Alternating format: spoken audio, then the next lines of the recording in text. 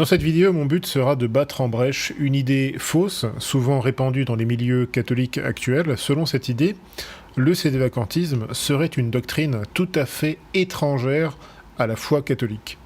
Alors mon but dans cette vidéo, ce sera simplement de démontrer que, au contraire, ce qu'on appelle le sédévacantisme, c'est un fait théologique qui a été enseigné depuis des siècles par les papes, les docteurs, les théologiens, les canonistes et les exégètes de l'Église catholique.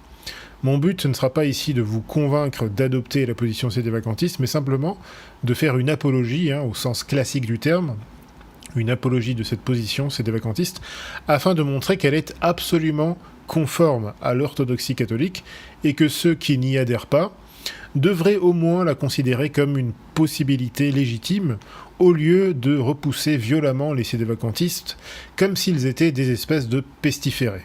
Alors tout d'abord, il faut rappeler que ce qu'on appelle sédévacantisme, ce n'est ni une nouvelle religion, ni une doctrine particulière.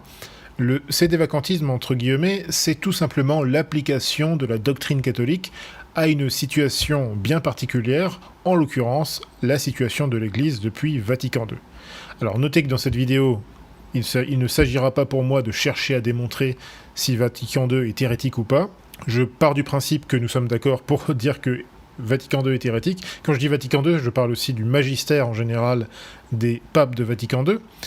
Et je pense aussi que la démonstration de toute façon a déjà été faite par ailleurs et par des personnes beaucoup plus qualifiées que moi.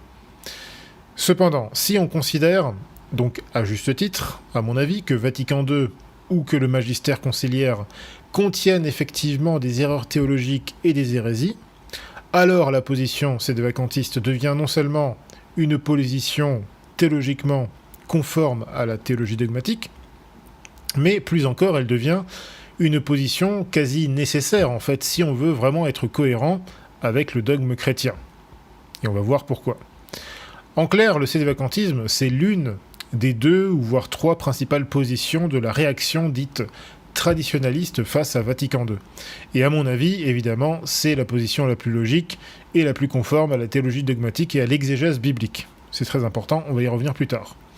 Mais justement, ceux qui affirment que le sédévacantisme, ce serait une hérésie, quelque chose d'absolument étranger à la doctrine catholique, eh bien, en faisant ceci, en ayant cette position, eh bien, ils commettent une très grave erreur, vraiment très grave, puisque comment peut-on dire que le sédévacantisme est une hérésie alors que cette position est essentiellement enseignée depuis des siècles et des siècles par le magistère, par les docteurs, les théologiens, les canonistes, les exégètes et même les mystiques.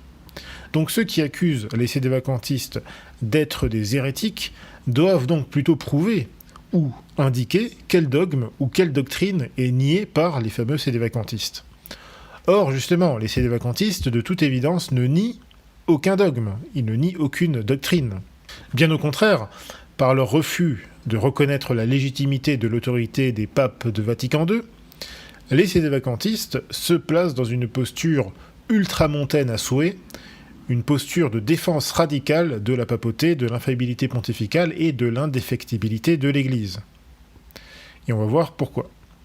C'est précisément parce qu'ils constatent des erreurs et des hérésies évidentes, manifestes dans le magistère conciliaire, que les sédévacantistes appliquent à ce constat la conclusion logique, enseignée depuis toujours par les papes et par les plus grands théologiens, à savoir que, premièrement, il est impossible qu'un pape enseigne l'erreur ou l'hérésie dans son magistère ordinaire ou extraordinaire. Deuxièmement, qu'il est impossible que l'Église enseigne l'erreur ou l'hérésie. Et troisièmement, qu'un pape ou prétendu pape qui enseignerait l'erreur ou l'hérésie doit être considéré comme un imposteur et un usurpateur qui est déposé de son office par le seul fait de son hérésie publique et manifeste.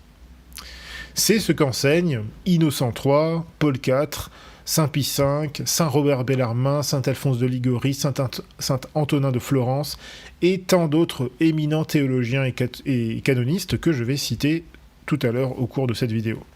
Donc pour résumer, voici quelle est la position des sédévacantistes. Les sédévacantistes, ce sont les catholiques qui, désirant rester fidèles à l'orthodoxie catholique et constatant la présence d'hérésies manifestes dans le magistère conciliaire, appliquent à ce constat les préceptes de la théologie dogmatique et du droit divin. En conséquence de quoi, les sédévacantistes, observant que les papes, entre guillemets, conciliaires, sont clairement des hérétiques manifestes, publics et pertinaces, eh bien considèrent que ces papes ne sont tout simplement pas des papes légitimes, mais des usurpateurs, autrement dit des pseudo-papes. Les conciliaires loyalistes reconnaissent les papes de Vatican II comme étant leurs pasteurs légitimes et cherchent donc logiquement à défendre à tout prix l'orthodoxie des documents de Vatican II et du magistère conciliaire.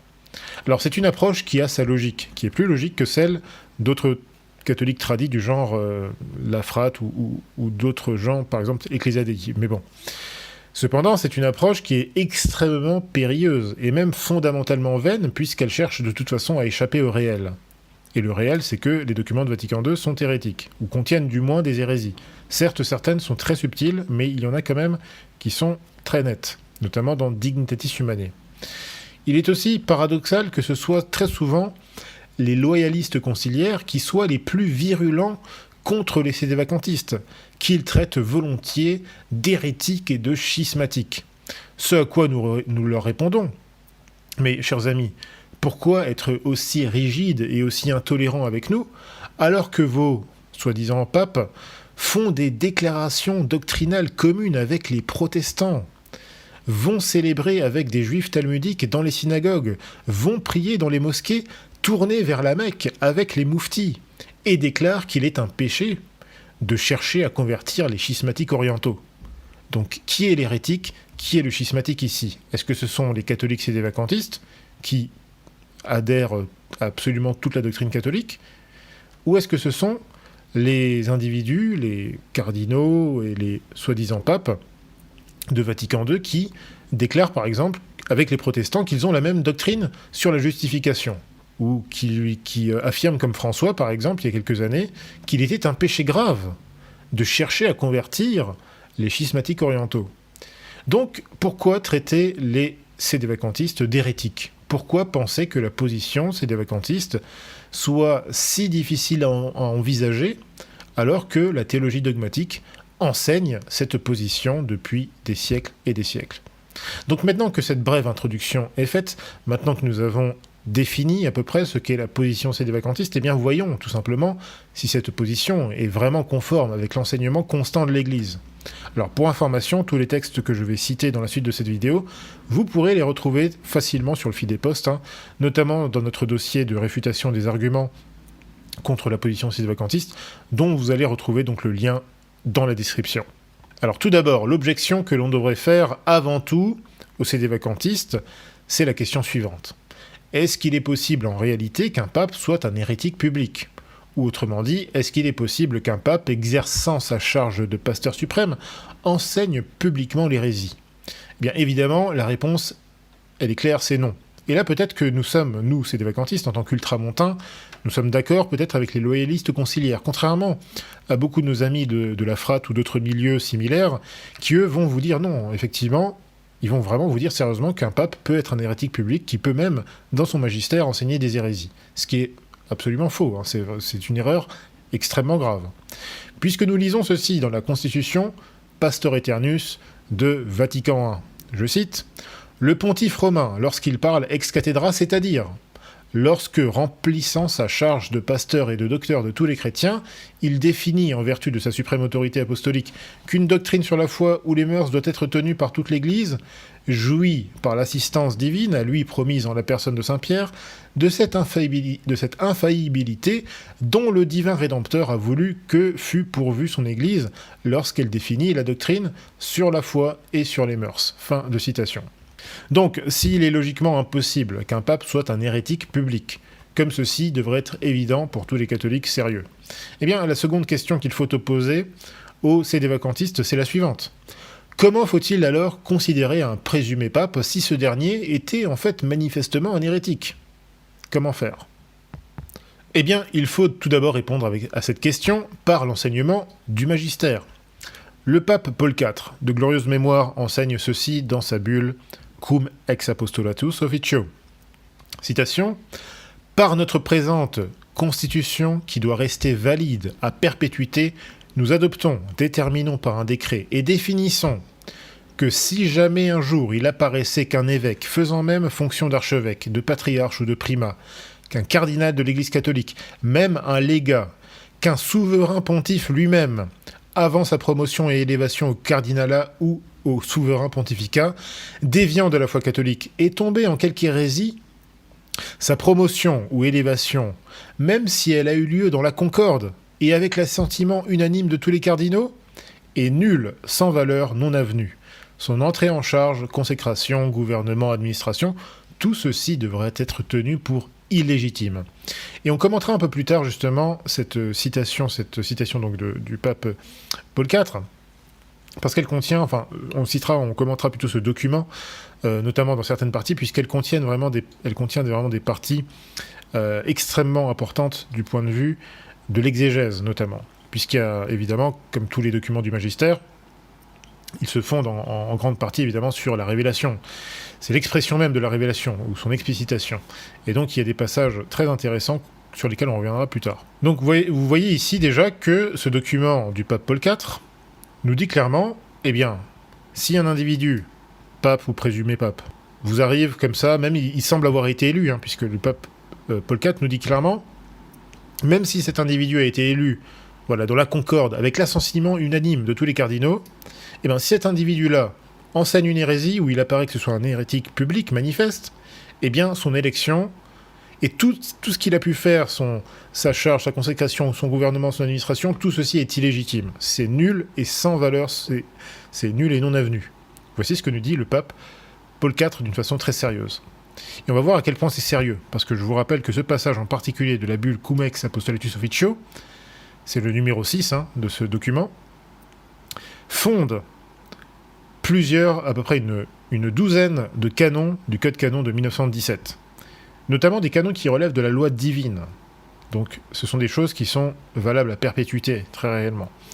Bon, citons encore maintenant le grand théologien médiéval Pierre Ollieux, cité par Monseigneur Victor Martin, donc dans la Revue des sciences religieuses, dans un numéro paru en 1937, je cite « La thèse d'un pape hérétique ne se conçoit même pas.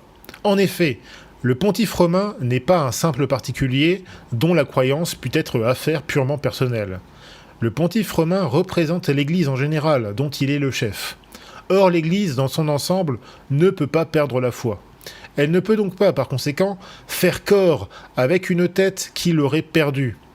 Au moment même où il devient hérétique, le pape, donc hérétique, cesse nécessairement de représenter l'Église, il cesse d'être pape. Voici ce qu'enseignait déjà, au Moyen-Âge, le grand théologien Pierre Ollieux. Bon, citons maintenant quelques docteurs de l'Église. Voyons un peu ce qu'ils nous ont à nous dire sur tout ça.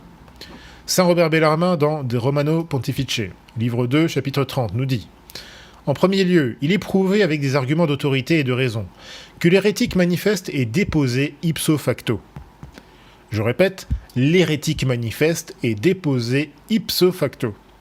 L'argument d'autorité se fonde sur saint Paul, donc Tite, chapitre 3, verset 10, qui stipule que l'hérétique doit être évité après 2 avertissements, c'est-à-dire après s'être monté manifestement obstiné, ce qui signifie avant toute excommunication ou sentence judiciaire. Et c'est ce qu'écrit saint Jérôme, ajoutant que les autres pécheurs sont exclus de l'Église par sentence d'excommunication, mais les hérétiques s'exilent et se séparent eux-mêmes par leur propre acte du corps du Christ. Par leur propre acte. Le principe est très certain. Le non-chrétien ne peut en aucun cas être pape, comme l'admet lui-même Cajetan. La raison en est qu'il ne peut pas être la tête de ce dont il n'est pas un membre. Or, celui qui n'est pas chrétien n'est pas membre de l'Église, et un hérétique manifeste n'est pas un chrétien, comme l'enseignent clairement saint Cyprien, saint Athanase, saint Augustin, saint Jérôme et d'autres. Par conséquent, l'hérétique manifeste ne peut pas être pape. Fin de citation. Maintenant, citons saint Antonin de Florence, dans sa Somme théologique, qui a été citée dans les actes du premier concile de Vatican. Voici ce qu'il nous dit, citation « Dans le cas où le pape deviendrait hérétique, il se trouverait lui-même, par le fait même, et sans aucune autre déclaration, séparé de l'Église. Une tête séparée d'un corps ne peut pas, aussi longtemps qu'elle en demeure séparée, être la tête de ce même corps duquel elle a été coupée. Un pape qui se séparerait de l'Église par l'hérésie, de cette manière, cesserait immédiatement et par ce seul fait d'être la tête de l'Église. Il ne pourrait aucunement être hérétique et être pape en même temps, car étant hors de l'Église, il ne peut pas en posséder les clés. Fin de citation. Saint François de Sales, dans la controverse catholique, nous enseigne ceci. Si le pape devient un hérétique manifeste, il est déchu ipso facto de son office et il n'est plus membre de l'Église. Saint Alphonse de Liguori, dans ses œuvres complètes, tome 9, nous dit, citation, « Si jamais le pape, comme personne privée, tombait dans l'hérésie, il serait à l'instant même déchu du pontificat. Car, comme il serait alors hors de l'Église, l'Église devrait non pas le déposer, puisque personne n'a autorité sur le pape, mais le déclarer comme étant déjà déchu du pontificat. » Fin de citation. Donc, il faut bien comprendre aussi une chose, c'est que cette déchéance automatique de l'office papal se fonde notamment sur Jean, chapitre 3, verset 18, où on lit « Celui qui croit en lui n'est pas jugé, mais celui qui ne croit pas est déjà jugé parce qu'il ne croit pas au nom du Fils unique de Dieu. » Fin de citation. Et ça, c'est un fondement très important, justement, des peines, notamment canoniques, qu'on appelle ipso facto. C'est-à-dire que c'est l'hérétique lui-même qui, par le fait de son hérésie publique, manifeste, pertinace, eh bien, si vous voulez, c'est lui qui amène la sentence sur sa tête. C'est un peu comme le criminel, si vous voulez, qui avoue son forfait, eh bien, et qui en plus en apporte une preuve, on va dire, matérielle, eh bien, on n'a pas besoin, si vous voulez, d'un jugement extérieur pour constater, en tout cas, que cet individu est manifestement un criminel. Hein, c'est lui qui a volé la pomme, c'est lui qui a fait ceci, qui a fait cela, qui a assassiné la personne. Voilà, c'est juste manifeste, en fait. Et ça, c'est très important, puisque l'un des arguments contre le sédévacantisme, ou contre la position sédévacantiste, c'est de dire, oui, mais c'est ce qu'on entend notamment chez beaucoup de tradis. Il y a beaucoup de tradis qui sont prêts à admettre, si vous voulez, que, effectivement, oui, dans Maurice Laetitia, effectivement, François enseigne des hérésies. Ou à une autre époque, d'autres tradis étaient prêts à dire, oui, effectivement, Benoît XVI, lorsqu'il est allé dans la mosquée bleue d'Istanbul et lorsqu'il prie face tourné vers la Mecque avec les mouftis, manifestement, il commet un acte d'apostasie. Il y a des tradis qui veulent bien admettre ça, mais ils ne veulent pas aller jusqu'au bout du raisonnement et dire, bah, dans ce cas-là, si ce sont des apostats publics habituels, manifestes, si ce sont des hérétiques publics, manifestes, habituels, bah, ils ne veulent pas admettre que dans ce cas-là, bah, ce sont des gens qui ne sont pas catholiques. Et d'autant plus que ce sont des gens qui prétendent à la fonction pontificale, et donc, en réalité, la position logique et conforme vraiment à la doctrine, à la théologie dogmatique, c'est de dire, bah, ces individus ne peuvent pas être des vrais papes, des papes légitimes. Puisque manifestement, ça fait des années et des années qu'ils enseignent les doctrines de Vatican II, et qu'ils enseignent donc des hérésies, qu'on retrouve dans quasiment tous leurs textes. On les trouve dans Vatican II, on les trouve dans dans pas mal de textes de Jean-Paul II. J'ai aussi fait des analyses justement de certains textes de Jean-Paul II, notamment de Redemptor Hominis, où il y a vraiment des doctrines mais épouvantables, hein, qui sentent la gnose à plein nez. Chez Benoît XVI, vous avez aussi pas mal de déclarations très problématiques et en fait hérétiques. Et chez François, n'en parlons même pas, chez François, dans Amoris Laetitia, et dans d'autres documents, voilà, qui contiennent nettement des hérésies, sans parler par exemple de sa déclaration à Abu Dhabi. C'est une déclaration publique, hein, et c'est aussi un acte quelque part, alors faut-il le classer, je pense, peut-être dans le magistère ordinaire quelque part, hein, c'est une déclaration publique quand même, c'est un acte authentique, où il nous affirme, il enseigne, en tant que pape, en tant que prétendu pape, en tant que prétendu pasteur suprême de l'Église, il enseigne que Dieu désire positivement la diversité des religions. C'est une hérésie épouvantable, et claire et nette, hein, manifeste. Mais beaucoup de gens veulent bien, enfin il y a même des conciliaires un petit peu conservateurs, hein, qui notamment ces derniers temps, se révoltent contre François par rapport à ses politiques contre la messe traditionnelle, et n'hésitent pas à le traiter de tous les noms, de suppôt de Satan, d'hérétique, de ceci, de cela. Mais il faut aller jusqu'au bout, il ne faut pas rester simplement, si vous voulez, dans le sentimentalisme, dans l'émotion. Faisons preuve de foi et de raison, voyons un petit peu ce que dit la tradition catholique. Au bout d'un moment, ces gens sont des hérétiques, très bien, bah dans ce cas, quelles sont les conséquences ? Les conséquences, c'est que, comme on le lit dans Jean 3, verset 18, eh bien, ces gens sont déjà jugés par leur hérésie manifeste. On voit qu'ils qu'ils ne peuvent pas être, si vous voulez, des papes légitimes, c'est évident. Et pour bien comprendre, alors pour avoir une interprétation plus sûre de Jean 3, 18, lisons le pape Innocent III, dans son encyclique Si Papa, il enseigne ceci. Écoutez bien, le pontife romain n'a pas de supérieur, sauf Dieu, qui ainsi, si le pape perdrait de sa saveur, pourrait le chasser ou le mettre à sa botte, puisqu'il est dit du pape « Rassemble ton troupeau dans ta bergerie ». En vérité, le pape ne peut pas s'enorgueillir de son pouvoir, et ne doit pas non plus se glorifier impunément dans ses honneurs et dans ses privilèges, car s'il n'est pas jugé par les hommes, il est cependant jugé par Dieu. Le pontife romain doit donc encore moins se glorifier dans la mesure où il se peut qu'il soit jugé par l'homme, ou plus exactement, il peut se trouver être déjà jugé si, par exemple, il sombrait dans l'hérésie. Car celui qui ne croit pas est déjà jugé, donc là il cite Jean 3, 18. Dans un tel cas, il devrait alors être dit de lui, mais si le sel s'affaiblit, donc si le pape s'affaiblit, il n'est plus bon qu'à être jeté dehors et foulé aux pieds par les hommes. Donc là, il fait référence à Matthieu 5, 13. Donc on voit ici une explication très intéressante du pape Innocent III, qui en fait nous fait comprendre que finalement, un pape hérétique, en fait, il perd justement l'office papal. Et donc là, il peut être jugé par les hommes. Puisque une fois qu'il perd l'office papal, justement par son hérésie publique et manifeste, ça veut dire qu'il a été jugé par Dieu, qui est son seul supérieur. Et une fois qu'il a été jugé par Dieu, et qu'on voit en fait qu'il est un hérétique public, eh bien là, effectivement, il peut être jugé par les hommes, puisqu'il n'est plus pape, en fait. Vous voyez un petit peu la logique. Et c'est une logique, en fait, qui est reprise, en fait, par beaucoup de canonistes. Justement, on va évoquer maintenant quelques canonistes, tout ça pour prouver, encore une fois, que la position des sédévacantistes n'a rien d'extraordinaire. C'est l'enseignement de l'Église, tout simplement. Il faut arrêter de croire que c'est une innovation, ou que c'est étrange, ou je sais pas quoi, ou que c'est hérétique. Non, c'est pas hérétique du tout. C'est au contraire la plus pure orthodoxie catholique.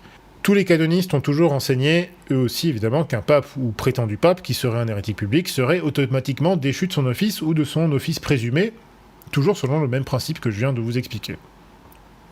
Wernz Vidal, enfin le Wernz Vidal, ce sont deux personnes différentes, dans le Ius Canonicum, enseigne ceci. Par l'hérésie notoire et publique, le pontife romain, tombant dans l'hérésie, par le fait même, c'est-à-dire ipso facto, est destitué de tout pouvoir de juridiction avant même qu'une déclaration juridique soit fournie par l'Église.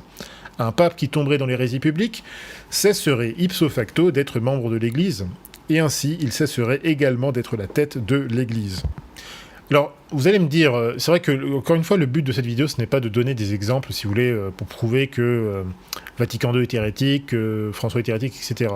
Pour moi, je pars du principe que, voilà, on est d'accord pour dire qu'il y a des hérésies dans Vatican II, que François ou Benoît XVI ou Jean-Paul II ont manifestement ont commis des actes d'apostasie publique. Par exemple, Jean-Paul II qui va prier dans les synagogues, qui a aussi accepté, vous savez, la signature je crois de Vishnu, de je sais plus quoi, enfin, une signature hindoue là sur son front. Enfin, bref, lui, il en a eu pas mal comme ça. François et Benoît XVI sont aussi allés prier, par exemple, notamment dans des mosquées tournées vers la Mecque. Bon, donc que ce soit des hérésies ou des actes d'apostasie publique, tous ces gens-là, manifestement, en sont coupables. Donc, c'est pas pour prouver, voilà, c'est pas le lieu de prouver tout ça, mais je vais vous donner juste un seul exemple pour vous montrer qu'une hérésie, en fait, c'est pas grand-chose, entre guillemets. François, si je me trompe pas, c'est bien dans Amoris Laetitia, si je me souviens bien, hein, là je dis de tête. Hein. Dans Amoris Laetitia, me semble-t-il, François donc défend l'hérésie, c'est une hérésie, selon laquelle l'état virginal n'est pas supérieur à l'état marital. Et quand il affirme cette chose, il cite Jean-Paul II, parce que Jean-Paul II avait enseigné exactement la même chose. Donc là, on a deux suspects d'hérésie ici. Qu'est-ce que nous dit la doctrine catholique par rapport à cette déclaration, cette affirmation selon laquelle l'état virginal ne serait pas supérieur à l'état marital? Le Concile de Trente, je ne sais plus dans quelle session, dans quel canon, mais c'est facile à trouver, j'ai aussi les textes sur le Fidépos si vous voulez vérifier. Le Concile de Trente anathémise toute personne qui affirme que l'état virginal n'est pas supérieur à l'état marital. Donc Jean-Paul II et François, juste par cette affirmation, sont déjà anathèmes. Juste par cette affirmation. Il n'y a pas besoin d'autres démonstrations. Ça suffit. Et c'est même déjà incroyable qu'ils affirment une chose pareille dans un document magistériel. C'est hallucinant, en fait, parce que c'est tellement gros que... Et d'ailleurs, beaucoup de gens, j'ai pas l'impression que beaucoup de gens aient relevé la chose. Alors pourtant, c'est quand même hallucinant, quoi. Donc voilà, juste un exemple. Hein. Juste avec cet exemple-là, François, Jean-Paul II sont ipso facto excommuniés, quoi. Bon, autre preuve de grand canoniste, le révérend père Udalricus Beste, dans son Introductio in Codicem, enseigne ceci. La plupart des canonistes enseignent qu'hormis la mort ou l'abdication, l'office pontifical peut être également perdu par la démence certaine, ce qui équivaut légalement à l'état de mort. De même que par l'hérésie manifeste et notoire. Dans ce dernier cas, un pape serait automatiquement déchu de son office, et ceci, en effet, sans publication d'aucune sentence, car le siège apostolique n'est jugé par personne. La raison en est qu'en tombant dans l'hérésie, le pape cesse d'être membre de l'Église, et celui qui n'est pas le membre d'une société, de toute évidence, ne peut pas en être la tête. Fin de citation. Et ce principe d'ailleurs là du fait qu'effectivement, à partir du moment où on n'est pas membre d'une société, on ne peut pas diriger cette société, c'est évident. C'est un principe qui est aussi rappelé, je crois, par le pape Léon XIII dans Satis Cognitum. Donc voilà, là encore, le révérend père Beste nous rappelle une chose tout à fait évidente, une doctrine, encore une fois évidente, qui est la doctrine, en fait, la position des sédévacantistes. Hein. Donc encore une fois, arrêtez d'accuser les sédévacantistes d'être des hérétiques, parce que sinon, en fait, vous accusez tous ces papes, tous ces docteurs, tous ces grands canonistes, c'est eux que vous accusez d'être des hérétiques, en réalité, hein, parce que cette position n'a rien d'extraordinaire. Bon, citons encore le père Arthur Vermèche, dans son épitome Iuris Canonici, il enseigne ceci. Selon l'enseignement le plus général, le pontife romain, en tant que docteur privé, peut tomber dans l'hérésie manifeste, et alors, sans aucune sentence déclaratoire, car le siège suprême n'est jugé par personne, il est automatiquement destitué du pouvoir dont celui qui n'est plus membre de l'Église est incapable de posséder. Fin de citation. Donc là encore, vous voyez que l'une des accusations qui est souvent faite, évidemment, contre les sédévacantistes, c'est de dire oui, mais vous jugez le pape. Vous osez juger le pape. Mais non, on ne le juge pas. Nous adhérons en fait à ce principe qui est rappelé ici par les canonistes. Le siège suprême n'est jugé par personne. Et ça, c'est une doctrine catholique élémentaire. Hein. Nous sommes évidemment tout à fait d'accord avec ça. Le siège suprême n'est jugé par personne, en tout cas sur Terre. Mais par contre, et on le voit, c'est comme ça que l'expliquent très bien les canonistes, le pape, ou présumé pape, qui tombe dans l'hérésie, eh bien, il se retranche lui-même du corps mystique du Christ. Il se retranche lui-même de l'Église. Il ne fait plus partie de la société qu'on appelle l'Église. Et donc, il est automatiquement destitué, comme le dit le père Vermèche, automatiquement destitué du pouvoir, donc, en l'occurrence, de l'office papal. C'est aussi simple que ça. Donc, le jugement, encore une fois, il se l'applique lui-même quelque part. C'est le principe de la chose. Donc c'est assez simple à comprendre. Donc cette objection contre les sédévacantistes est ridicule. Pour celui qui a juste un petit peu étudié ce genre de grands canonistes. Alors pour finir avec tout ça, eh bien, le Code de droit canon de 1917 consacre et résume cette doctrine constante de l'Église, hein, que je viens de rappeler ici, dans le canon numéro 188, où nous lisons la chose suivante. En vertu de la renonciation tacite admise ipso iure, sont vacants, ipso facto, et sans aucune déclaration, quelque office que ce soit, je dis bien sans aucune déclaration, quelque office que ce soit, si le clerc apostasie la foi catholique. Je rappelle ici, alors là, je vous le rappelle juste comme ça à titre informatif, ce canon numéro 188, qu'on trouve dans le Code de droit canon 1917, si vous avez la version originale, moi j'ai la version originale, regardez les notes de bas de page, la source pour ce canon en particulier, c'est le pape Paul IV, Cum ex Apostolatus Officio, numéro 6, enfin partie 6, quoi. Donc là, c'est du droit divin ici. Hein. On n'est pas dans du droit ecclésiastique, positif ou quoi d'autre, non, c'est du droit divin. Ça ne change pas, ça ne peut pas changer. Donc en bref, nous voyons ici que les papes, les docteurs, les théologiens ont tous enseigné les doctrines sur lesquelles les sédévacantistes fondent leur position, à savoir que si les soi-disant papes de Vatican II ont effectivement enseigné des erreurs contre la foi, ce qui semble évident, eh bien alors ils ne sont pas de vrais papes, ce sont des imposteurs. Et il n'y a pas besoin de réunir un concile incroyable pour constater la chose, c'est un constat objectif en fait. Si vous voyez un voleur sortir de votre maison avec votre télévision dans les mains, vous n'avez pas besoin d'attendre qu'un juge déclare que c'est un voleur. Vous voyez que c'est un voleur. Vous n'avez pas, vous, le pouvoir, effectivement, de prononcer le jugement et puis la sentence, etc. Mais vous avez le pouvoir, par contre, par votre raison, de constater que c'est un voleur. Manifestement, c'est un voleur, quoi. Bon, c'est un peu ça la logique qu'il faut avoir en tête. Donc ceux qui affirment que les sédévacantistes sont des hérétiques ou des schismatiques parce qu'ils refusent de reconnaître la légitimité des soi-disant papes de Vatican II, ces gens ne sont pas cohérents, en fait. Par contre, les catholiques tradis qui ne sont pas sédévacantistes et qui ont le culot d'attaquer les sédévacantistes, là par contre il y a un problème. Parce que ce genre de catholiques tradis, non sédévaques, eh bien ils rejettent eux-mêmes, implicitement ou explicitement, ils rejettent la doctrine ou les rites de Vatican II. Ils rejettent Vatican II, ou ils rejettent le catéchisme, on va dire, de Jean-Paul II. Ils rejettent en général une bonne partie du droit canon de Jean-Paul II. Ils rejettent évidemment, surtout, principalement la messe Paul VI, spécialement en ce moment. Donc ces gens-là, par contre, qui ne viennent pas nous donner des leçons. On n'a pas de problème avec eux. Moi, j'ai pas de souci avec eux en général, mais qui ne viennent pas nous donner des leçons de cohérence. Parce que s'ils étaient cohérents, notamment les Ecclésiadei en ce moment, ou même la Frate d'ailleurs, si François est un vrai pape, François vous sort ici un motu proprio, donc pour quasiment restreindre totalement toutes les dispositions d'Ecclésiadei et de Summorum Pontificum. Dans ce cas, si François est le pape, vous la bouclez. Vous la bouclez et vous obéissez au pape.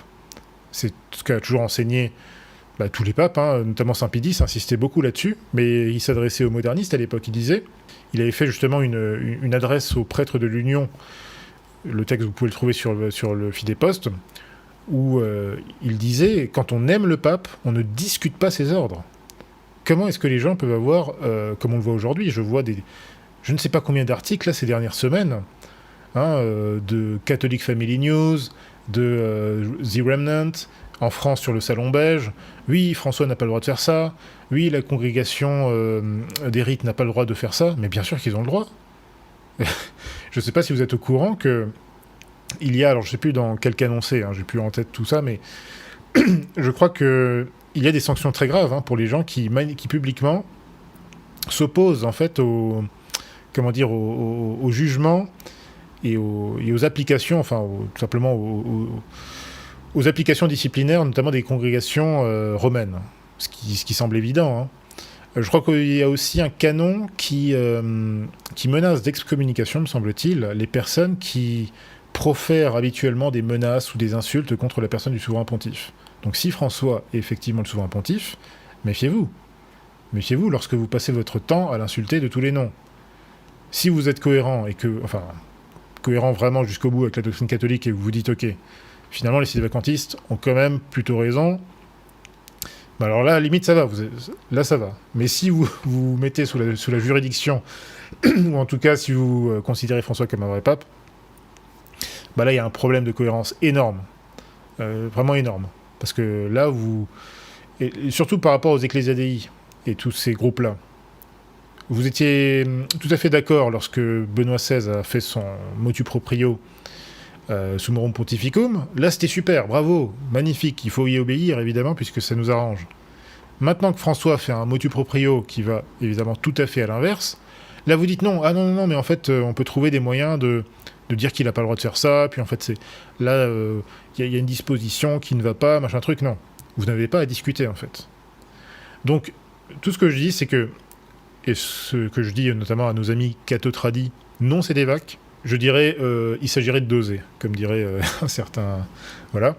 Il s'agirait de doser, les amis, et d'éviter de nous attaquer, d'éviter d'attaquer la position sédévacantiste, parce que, pour le coup, c'est vous qui êtes, malheureusement, dans l'incohérence. Et je sais que c'est difficile pour vous, en ce moment. Moi, je vous soutiens plutôt en général, mais voilà. Doucement, en tout cas, ne nous attaquez pas, parce que nous ne sommes pas, nous, dans l'incohérence. Ni doctrinale, ni disciplinaire, etc., etc. Bon, ceci étant dit, poursuivons et complétons notre propos, cette fois-ci avec des arguments qui vont peut-être frapper un peu plus davantage ceux qui pensent que la situation décrite par les sédévacantistes serait donc absolument impossible et inimaginable. Car, il me semble que les reproches qui sont adressés aux sédévacantistes ne se basent pas toujours sur la théologie dogmatique, mais plutôt sur une opposition subjective. Car en effet, la réticence de beaucoup de catholiques conciliaires ou de catholiques tradis non sédévacantistes face au constat sédévacantiste se résume souvent à peu près en une seule phrase. C'est à peu près du genre Mais vous, les sédévacantistes, ce que vous affirmez semble impossible. En admettant que vous ayez raison, comment peut-on imaginer que Dieu ait permis une telle confusion? Comment admettre une telle chose? Comment admettre une telle tromperie? Moi j'ai envie de vous dire, est-ce que vous avez déjà entendu parler de la notion d'opération d'erreur? Donc, je vais y revenir, mais à cet argument, qui me semble plutôt en fait témoigner d'un sentiment de peur, certes très compréhensible, ça je comprends parfaitement, eh bien j'aimerais répondre en citant quelques passages de la Sainte Écriture. Premièrement, n'avez-vous pas lu, chers amis, dans le livre du saint prophète Daniel, qu'il est fait mention de l'abomination du dévastateur qui sera dressé dans le lieu saint, qui fera interrompre le sacrifice perpétuel? Pourquoi est-ce que je parle du saint prophète Daniel et de l'abomination dans le lieu saint?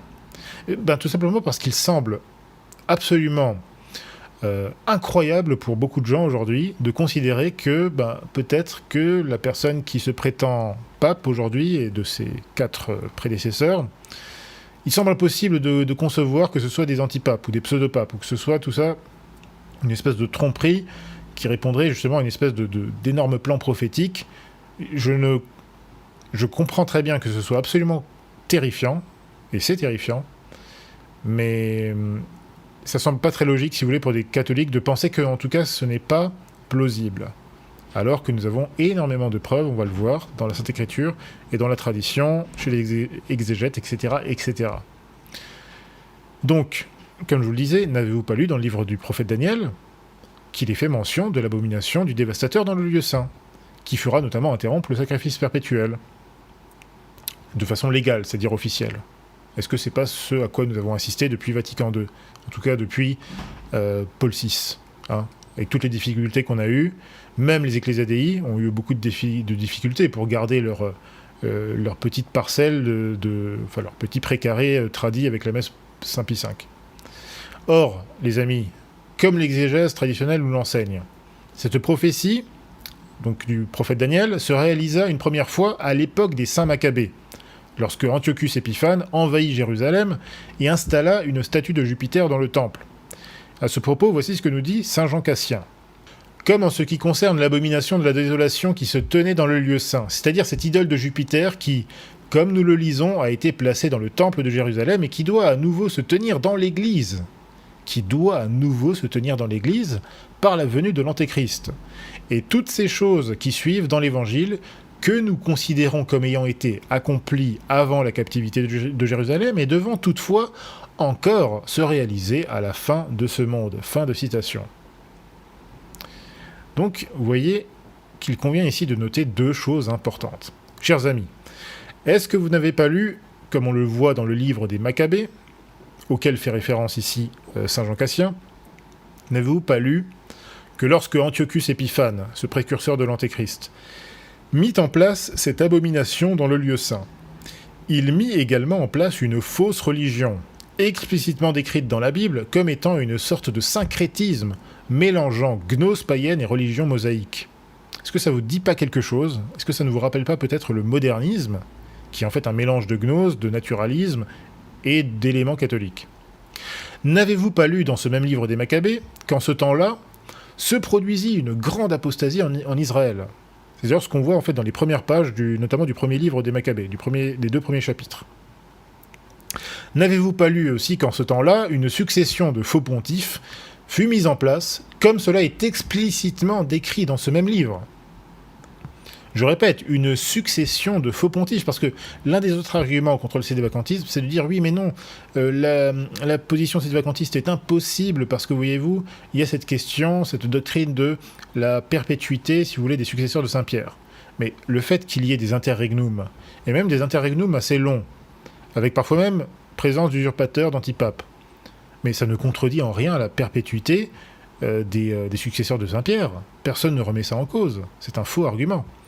Puisque, on l'a vu dans l'histoire, à plusieurs reprises, il y a eu de très longs interregnums.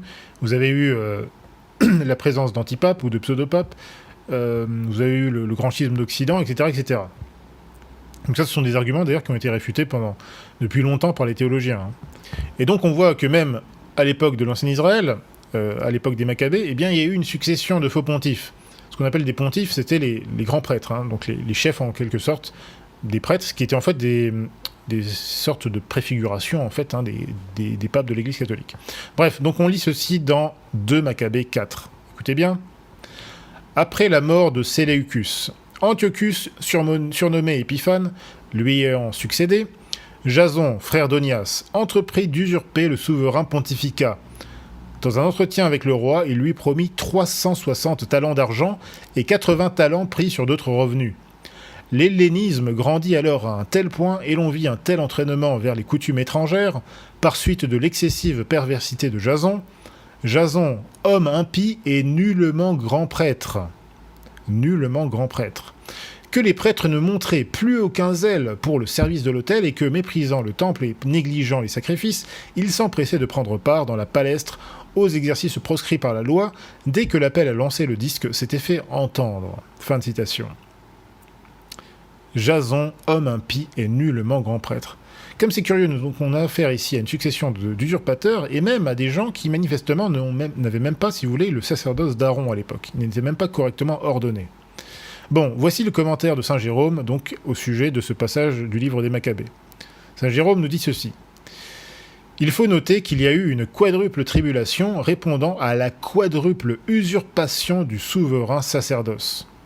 La première par Simon, la deuxième par Jason, la troisième par Ménélaos, la quatrième par Lysimaque, mentionné ici, de multiples sacrilèges ayant été commis dans le temple par Lysimaque avec l'abolition du rite de la loi.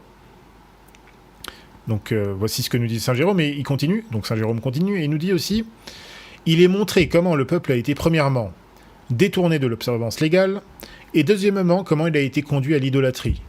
Troisièmement, comment le temple a été pollué par la luxure, et quatrièmement, comment le rite légal a été interrompu. » Donc nous avons détournement de l'observance légale, c'est-à-dire qu'on détourne le peuple de la vraie foi, on le conduit même vers des formes d'idolâtrie, on le fait apostasier en gros, on pollue le temple par la luxure, alors ça veut dire beaucoup de choses, effectivement par la luxure littéralement, mais aussi en fait par le sacrilège, tout simplement la profanation. Et puis donc on interrompt le rite légal, c'est-à-dire que le vrai rite n'a plus cours officiellement. En tout cas, il n'est plus réalisé par les personnes qui devraient le réaliser. Et donc, ces éléments vraiment montrent que l'ancien Israël a manifestement vécu une situation qui semble être le type de la situation actuelle de l'Église, en tout cas telle qu'elle est décrite par les sidévacantistes, à savoir un affaiblissement de la foi, une grande apostasie, l'usurpation du pontificat par des hérétiques ambitieux alliés à des forces temporelles, et pour couronner le tout, une grande confusion parmi le peuple, à l'exception d'une partie des croyants qui sont donc demeurés fidèles à la vraie foi, et qui rejettent donc totalement la légitimité des usurpateurs. Et qui sont ces croyants demeurés fidèles à la foi ? Eh bien, ce sont justement nos illustres ancêtres, Mattathias et ses fils, notamment Saint Judas Maccabée, qui vont donc conduire une résistance héroïque face justement à Antiochus Épiphane et face aux usurpateurs du temple. Et on peut dire d'une certaine façon en fait que les Maccabées c'était les sidévacantistes de l'époque, mais genre réellement, c'est-à-dire que pour les Maccabées considéraient que ces soi-disant grands prêtres étaient des usurpateurs. Alors que, d'un autre côté, vous aviez, et on le voit, on le lit très bien dans le livre des Maccabées, d'un autre côté, vous avez une partie du peuple qui, en fait, s'est totalement laissé entraîner, justement, dans ces fausses doctrines, dans ces nouvelles pratiques, dans ces nouveaux rites également, qui ont été mis en place. Et vous avez aussi une autre partie du peuple qui a été un petit peu entre deux, c'est-à-dire qui voulait rester attaché à sa vraie foi, qui n'avait pas d'autre choix qui n'avait pas forcément tout compris, et donc qui continuait de reconnaître Jason et les autres comme étant de vrais grands pontifes du temple, mais en même temps des gens aussi qui subissaient des vexations, des persécutions, etc., etc. Très intéressant parce qu'en fait c'est un peu la situation qu'on a depuis Vatican II. Vous avez les modernos progressistes complètement dingos qui vraiment qu'on voit dans les conseils de paroisse et tout ça, qui vraiment vont à fond dans l'esprit Vatican II, on va dire ça comme ça.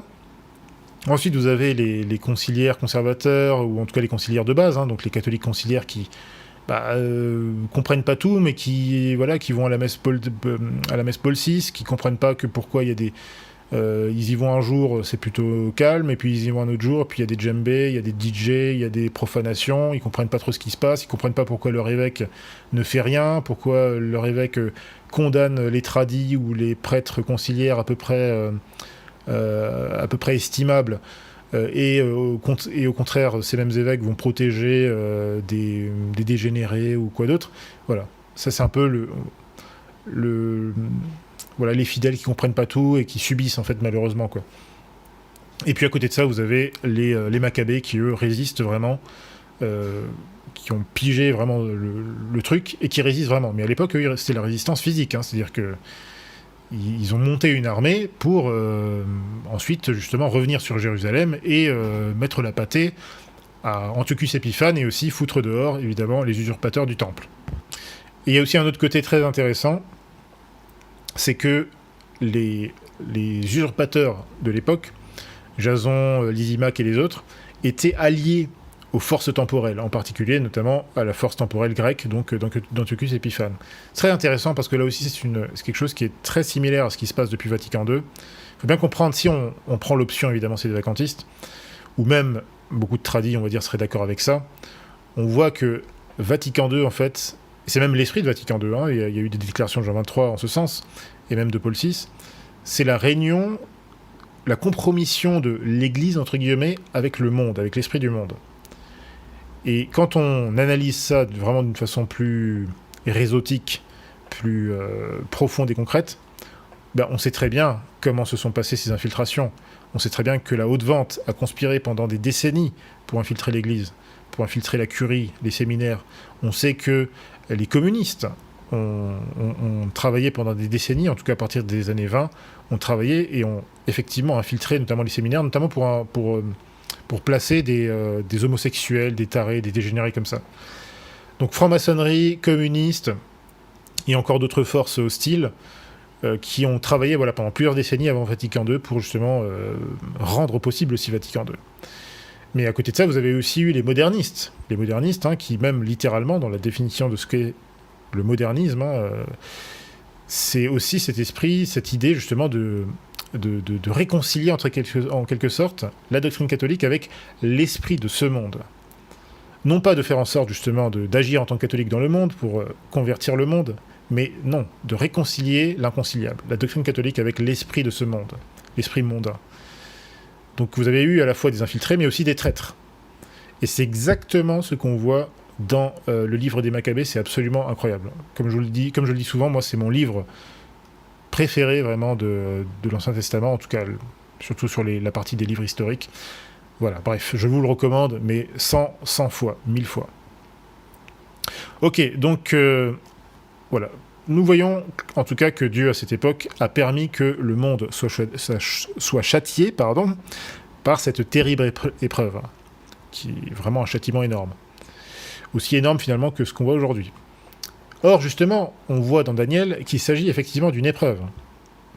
Puisque le saint prophète a écrit, je cite, « Il y en aura beaucoup qui seront purifiés, blanchis et éprouvés, et les méchants feront le mal, et aucun méchant ne comprendra, mais les intelligents comprendront. » Donc là aussi on voit, et ça c'est une constante évidemment dans l'Ancien Testament, on le voit aussi dans Deutéronome 32, on le voit aussi dans le livre de Malachie, que tous ces passages-là, ce sont des châtiments, donc Dieu permet ces choses-là, mais il ne les désire pas, c'est pas quelque chose qu'il désire, hein. Contrairement à ce que raconte Bergoglio, Dieu, l'Éternel, ne désirait pas, si vous voulez, la mise en place de la fausse religion d'Antiochus Épiphane, qui était une idolâtrie abominable. Mais si vous allez dans la logique de Bergoglio, c'est-à-dire que Dieu désirait positivement ce genre de fausse religion, ce qui est ridicule évidemment, et blasphématoire. Non, Dieu ne désire pas évidemment ces choses-là. Mais les hommes sont ce qu'ils sont, ils sont frappés par le péché originel, et donc Dieu peut permettre, ou en tout cas laisser faire, si vous voulez, des châtiments, des fléaux. Et ces fléaux vont évidemment, également, peuvent être utilisés à une bonne fin. Quelle est cette bonne fin ? Eh bien, ça peut être effectivement d'épurer un peuple. Hein, il y a très souvent dans l'Ancien Testament cette notion « j'épurerai dans le feu mon peuple et pour en ressortir justement le meilleur ». Et il faut dire également que, comme on le voit dans le livre des Maccabées, dans les premiers chapitres, en fait qu'une partie du peuple était déjà disposée d'elle-même justement à trahir la religion mosaïque pour justement commencer à adopter les doctrines païennes et gnostiques des païens, des Grecs de l'époque, en tout cas des envahisseurs grecs. Et là encore, c'est un parallèle tout à fait frappant avec la situation que la chrétienté a connue depuis, je dirais au moins l'époque moderne et peut-être l'époque contemporaine. Bon, voilà, on voit, en tout cas, on sait très bien qu'au moins à partir du XVIIe, XVIIIe siècle, déjà avec le protestantisme, le rationalisme et le naturalisme et tous ces mouvements-là, clairement, il y a déjà eu une tiédeur et un retour vers le paganisme qui s'est produit petit à petit avec la franc-maçonnerie aussi, et puis l'ésotérisme ensuite, enfin tout ça. Et quelque part, le modernisme est aussi un enfant de tout ça. Le pape Saint Pie X disait bien que le modernisme, c'est l'égout collecteur de toutes les hérésies, la synthèse de toutes les hérésies.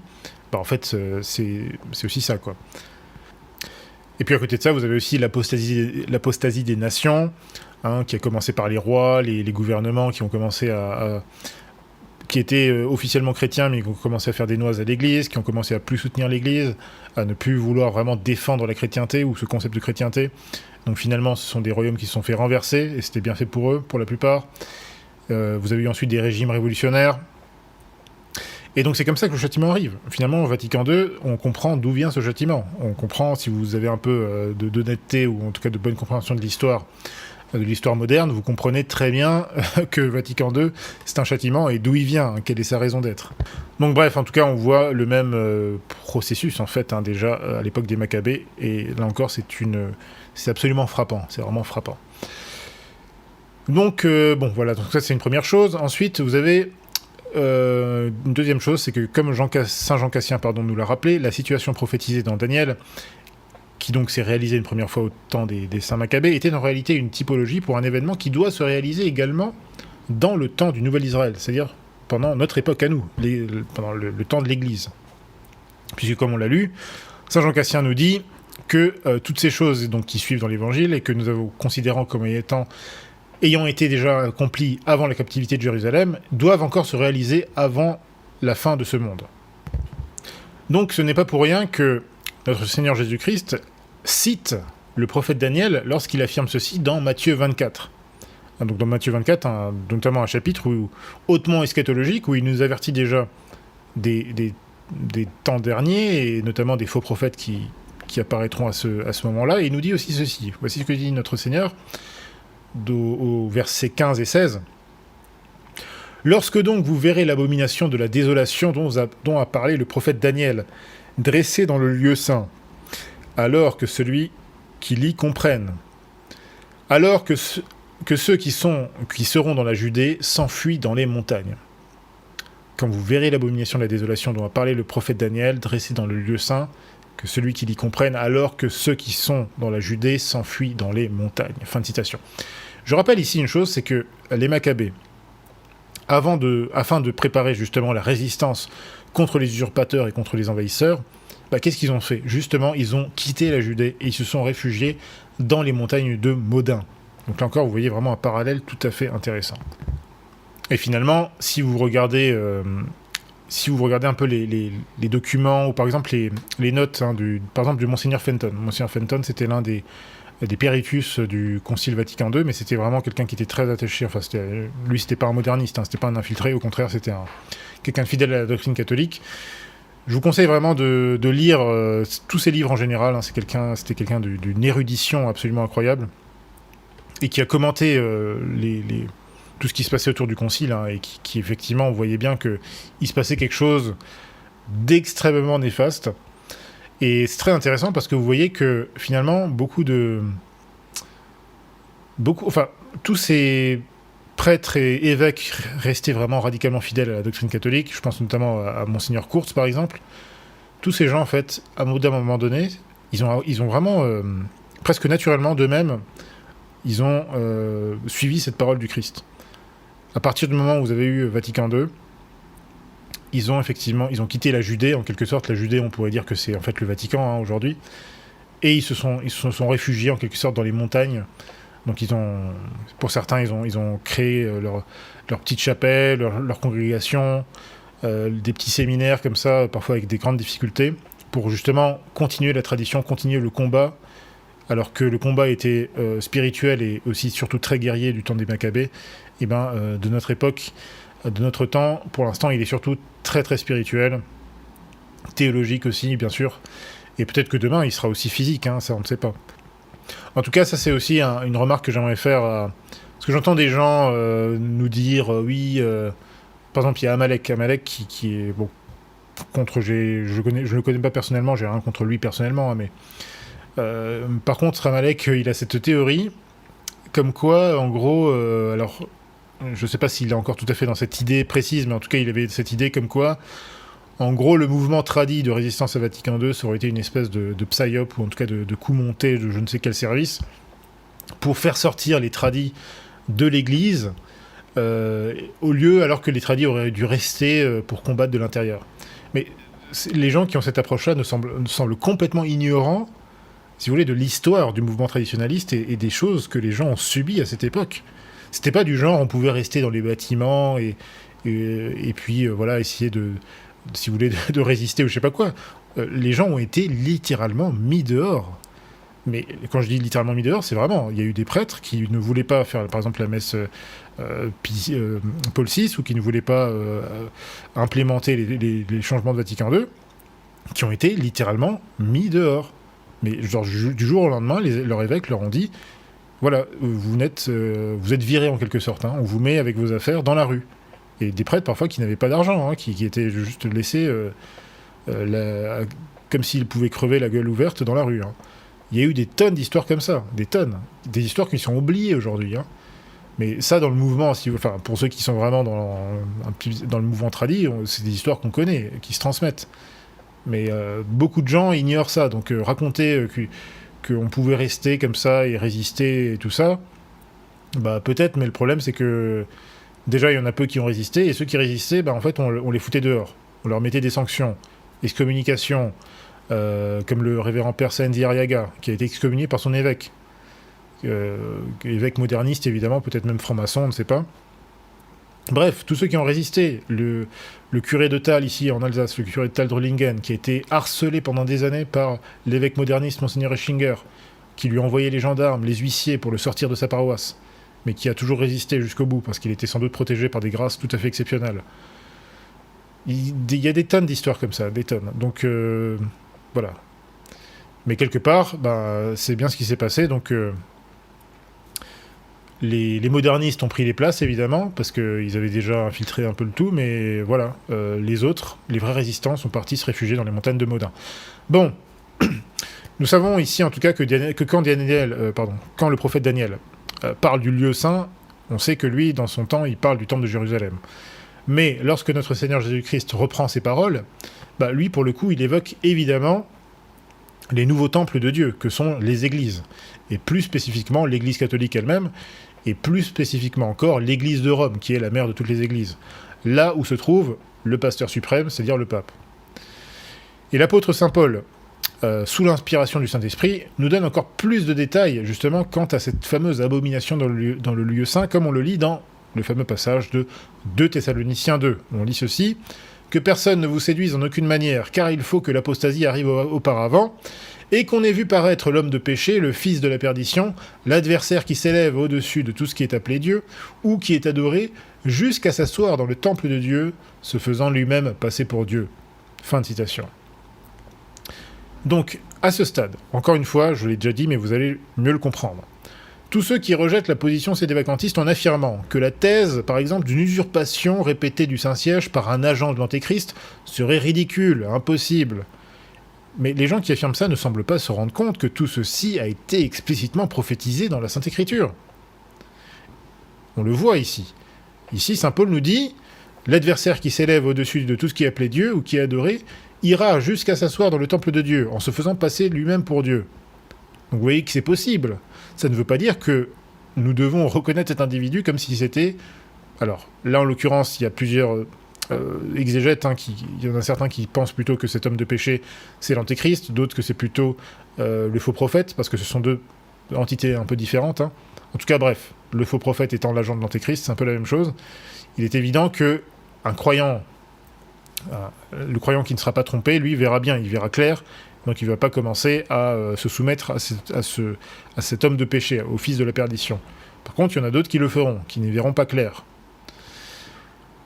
Donc, voilà, ça c'est une première chose. Donc ceux qui disent, oui, c'est pas possible qu'il y ait des usurpations comme ça du Saint-Siège, qu'il y ait des antipapes, vous vous rendez compte, Dieu ne permettrait jamais ça. Mais Dieu ne veut pas ça, mais il le permet par châtiment. Donc c'est tout à fait possible en fait. C'est littéralement ce qu'on lit dans la Sainte Écriture. Et pour vous prouver ça de façon plus claire, pour vous faire comprendre que moi je n'invente pas tout ça, hein. Encore une fois, je ne suis pas un théologien ou quoi que ce soit. Je vais vous donner, je vais vous donner une interprétation infaillible de ce passage, ou une explicitation infaillible en tout cas. Pourquoi croyez-vous, chers amis, que le pape Paul IV, encore une fois de glorieuse mémoire, ait explicitement évoqué les passages de Daniel dont on a parlé là, dans sa fameuse bulle Cum ex apostolatus officio. Cette même bulle, justement, qui fonde toute la position sédévacantiste, en tout cas qui fonde cette doctrine catholique, hein, répétée par tous les théologiens et tous les canonistes que j'ai cités, qui dit que voilà, un pape hérétique, ça n'existe pas. C'est un antipape, c'est un usurpateur, il est hors de l'Église. Il n'y a pas besoin de jugement pour ça. Voici ce que nous dit le pape Paul IV. Je cite. « Et puisque là où le danger s'étend, là aussi il devient plus profond, il faut y veiller avec plus de diligence, de telle sorte que les pseudo-prophètes ou des hommes revêtus d'une juridiction séculière ne puissent prendre misérablement dans leurs actes les âmes des gens simples, entraîner avec eux à la perdition et à la damnation éternelle des peuples innombrables, soumis à leurs soins et à leur autorité, soit spirituelle, soit temporelle. Et pour que nous puissions ne jamais voir dans le lieu saint l'abomination de la désolation prédite par le prophète Daniel, nous voulons, autant que nous le pourrons, avec l'aide de Dieu, selon notre charge pastorale, capturer les renards occupés à saccager la vigne du Seigneur et écarter les loups des bergeries, afin de ne pas sembler être comme des chiens muets, impuissants à aboyer, et pour ne pas nous perdre avec les mauvais serviteurs et ne pas être assimilés à un mercenaire.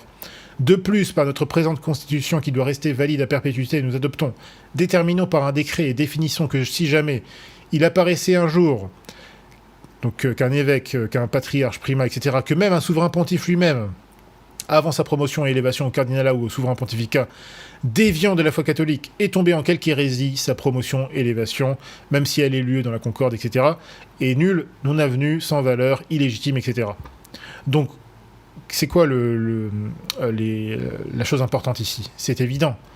C'est que le pape Paul IV décrète cette bulle tout à fait exceptionnelle, affirme, voilà, l'individu qui se présente à vous comme pape, et en fait c'est un hérétique, il est illégitime, voilà, vous le considérez comme un imposteur. Pourquoi est-ce que le pape Paul IV fait ça ? Il nous dit explicitement, c'est pour que nous soyons préservés justement de cette prophétie, en fait, hein, de l'abomination de la désolation dans le lieu saint. C'est littéralement ce que le pape Paul IV nous dit. Donc vous voyez à quel point c'est sérieux. Vous voyez à quel point tout ce que les sédévacantistes affirment, ce n'est pas une invention, ce n'est pas une innovation. Non, c'est l'enseignement de l'Église catholique, en fait. Et l'enseignement peut-être le plus terrifiant, évidemment, le plus grave, puisque là, nous arrivons dans des questions eschatologiques. Je rappelle aussi aux uns et aux autres que ce passage de la bulle Cum ex apostolatus officio est cité comme source directe d'une dizaine de canons du Code de droit canonique de 1917, notamment du canon 188 que j'ai déjà cité tout à l'heure, mais bref, qui rappelle donc cette doctrine que n'importe quel office est vacant ipso facto sans aucune déclaration à partir du moment où le clerc qui est supposé occuper cet office apostasie publiquement la foi catholique. Et je rappelle aussi que cette disposition du droit canon relève du droit divin. Je l'ai déjà dit tout à l'heure, je le redis, ça ne fait pas de mal, comme l'ont enseigné tous les canonistes, par exemple. Monseigneur Van Noort, énorme théologien, dans son traité de théologie dogmatique, enseigne ceci. S'il advenait le cas d'un pape hérétique public, ce pape, ou bien par le fait même de son hérésie publique, ou du moins par une décision subséquente d'un concile œcuménique, serait déchu de son office par loi divine. C'est la loi divine qui commande tout ça. De toute évidence, un homme ne peut pas continuer à être le chef de l'Église s'il cesse d'en être le membre. Fin de citation. Bon, ça je pense que c'est clair maintenant pour vous. Maintenant, citons encore la bulle in nomine domine du pape Nicolas II, dans laquelle on trouve également cette assimilation entre les usurpateurs, donc les antipapes, et les forces de l'Antéchrist. C'est ce que dit le pape Nicolas II. Mais si quelqu'un, contrairement à ce décret nôtre, promulgué par un vote synodal, se fait élire ou même ordonner et couronner au moyen de la sédition, de l'impertinence ou de quelque ruse, par l'autorité de Dieu et de celle des saints apôtres Pierre et Paul, il sera considéré comme un antéchrist et comme un intrus et un destructeur de toute la chrétienté, soumis à l'anathème perpétuel, sera banni du seuil de la Sainte Église de Dieu, lui et ses instigateurs, complices et partisans. Fin de citation. Donc, imaginez un peu la chose. Imaginez, considérez l'impact de cette parole du pape Nicolas II dans la mesure où, en tout cas, ceux qui connaissent les dossiers, ceux qui n'ont pas peur, si vous voulez, de regarder la réalité en face. Bon, l'élection autour de Jean XXIII est plus que suspecte. Plus que suspecte. Et ça, c'est très connu depuis longtemps. Ça, c'est pas un secret. Elle est plus que suspecte. Et potentiellement, elle tombe, en fait, Jean XXIII tombe potentiellement sous la condamnation de Nicolas II. Je n'en serais pas étonné. Également, d'ailleurs, l'élection de Paul VI, qui s'est passée à peu près sous les mêmes conditions. Mais celle de Jean XXIII, c'est vraiment il faudrait presque faire un film là-dessus. Il y a clairement eu une espèce de magouille de complot, littéralement. C'est très documenté, en fait. Voilà. Bon, c'est une autre question, mais qui est quand même importante. Bon, en tout cas, tout ça pour dire que les adversaires de la position sédévacantiste, eh bien, ils ne semblent pas se rendre compte, encore une fois, que les plus éminents théologiens ont constamment cru et enseigné que cette situation prophétisée, donc l'abomination dans le lieu saint, eh bien, se réaliserait un jour. C'est évident. Pourquoi sinon notre Seigneur Jésus-Christ et les saints apôtres nous auraient avertis de tout ça? C'est pas pour s'amuser, c'est parce que ça exprime une réalité tout à fait inquiétante et à laquelle nous devons nous préparer, évidemment. Saint Augustin, dans son commentaire sur l'Apocalypse, sur le 13e chapitre de l'Apocalypse, évoquait déjà l'apparition d'une fausse église. Dans sa 11e homélie, il nous dit « Mais elle parlait comme le dragon, c'est là cette assemblée qui, sous le nom chrétien, présente l'agneau, afin d'infuser de manière cachée le venin du dragon, c'est là l'église hérétique. Car elle n'imiterait pas la ressemblance de l'agneau si elle parlait ouvertement.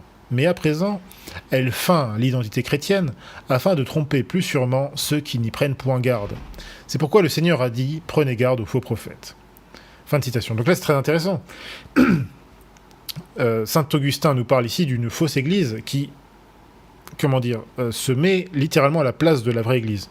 Là, il ne parle pas, si vous voulez, d'une église, par exemple les Ariens ou les Nestoriens ou telle ou telle église hérétique ou schismatique par-ci par-là. Non, là, il parle vraiment d'une entité tout à fait particulière qui essaye d'imiter la ressemblance de l'agneau, tout particulièrement. Donc cette idée de l'apparition d'une fausse église, qui est une sorte de corps mystique de l'Antéchrist, pour reprendre un petit peu les notions qui avaient été ramenées justement par Monseigneur Fulton Sheen dans les années 40. Donc voilà, une espèce de corps mystique de l'Antéchrist composé en fait par un espèce de clergé de traîtres et d'infiltrés, d'agents et de suppôts de Satan en fait. Cette idée-là, en fait, elle est également présente, notamment chez le grand théologien médiéval, Saint Béatus de Liébana, qui est trop peu connu aujourd'hui, mais c'est un très très grand théologien. Dans son commentaire de l'Apocalypse de Saint Jean, voici ce qu'il nous dit. Je cite, donc il commente ici le 11e chapitre de l'Apocalypse de Saint Jean. « Ce roseau, c'est la mesure de la foi. Personne n'adore devant l'autel sacré, sinon celui qui confesse cette foi. Car ce ne sont pas tous ceux qui l'accompagnent qui l'adorent, selon ce qu'il est écrit. Le parvis extérieur du temple ne le mesure pas, il a été abandonné aux nations. » Alors, je répète, le parvis extérieur du temple ne le mesure pas, il a été abandonné aux nations. Le parvis semble appartenir au temple, ce n'est cependant pas le temple, ne faisant pas partie du Saint des Saints. Ce sont ceux qui semblent faire partie de l'Église et qui ne font pas partie de l'Église. La cour est nommée parvis, espace vide entre les murs. À cela étant inutile, il est ordonné de les expulser de l'Église, car le parvis a été abandonné aux nations, et elles fouleront aux pieds la ville sainte pendant 42 mois. Ceux qui auront été exclus, ainsi que tous les autres, c'est-à-dire les méchants de ce monde, piétineront l'Église, mais nonobstant, lorsque viendra le temps où l'Antéchrist se manifestera, quand aura lieu la dispersion, c'est-à-dire alors que la désagrégation de l'Église sera clairement visible, que l'homme de péché se sera manifesté au monde entier, alors seulement on comprendra, on découvrira, on comprendra et on connaîtra tous ceux qui auparavant, sous le simulacre de religion, cachant sous des paroles occultes des imprécations contre Dieu, mais qui à présent parleront comme s'ils étaient l'Église catholique. Donc là, n'est-ce pas tout à fait remarquable? On a l'impression que Saint Béatus de Libana prophétise en fait les modernistes qui viennent infiltrer l'Église, qui pendant des années, des siècles auparavant, effectivement, se cachaient sous des paroles occultes, et en fait, tout d'un coup, vont accéder au pouvoir et vont apparaître comme s'ils parlaient au nom de l'Église catholique. Tout à fait fascinant. Bon, au XIXe siècle, le grand cardinal Henry Manning, qui était un ultramontain radical, un grand partisan donc, du dogme de l'infaillibilité pontificale, résumait également l'enseignement constant des exégètes en décrivant la possibilité justement de la grande apostasie. Voici comment il l'a décrit. Je cite, « L'idée d'une apostasie de la cité de Rome contre le vicaire du Christ et sa destruction par l'Antéchrist semble être si stupéfiante aux yeux de beaucoup de catholiques que je ferai aussi bien de citer dans le texte quelques théologiens de la plus haute réputation.